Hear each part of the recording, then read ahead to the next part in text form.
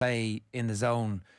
For England to win the game, they kind of need to create some chaos for us. Is there a possibility that they'll create that chaos?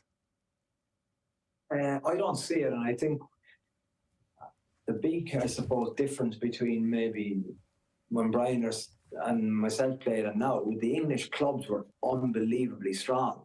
Like the championship, the level in English rugby is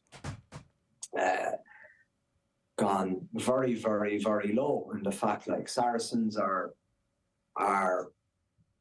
nearly not nearly extinct, but they're dying in front of us. It feels like always, for these players to excel in a test arena, I think they need to perform from the club, and that's where Ireland have a massive advantage, because, like, I mean, the Leinster is nearly like an Ireland B team, and then Munster have got competitive.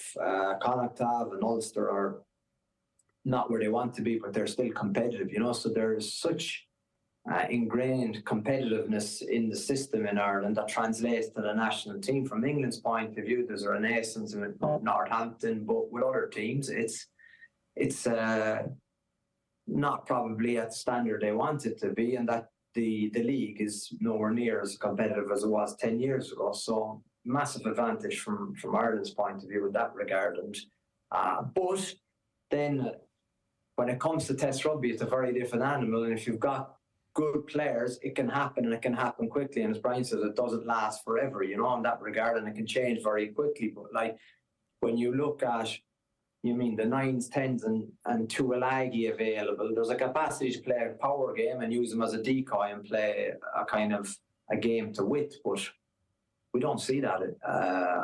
Well, I certainly don't see it anyway in terms of how they play the game.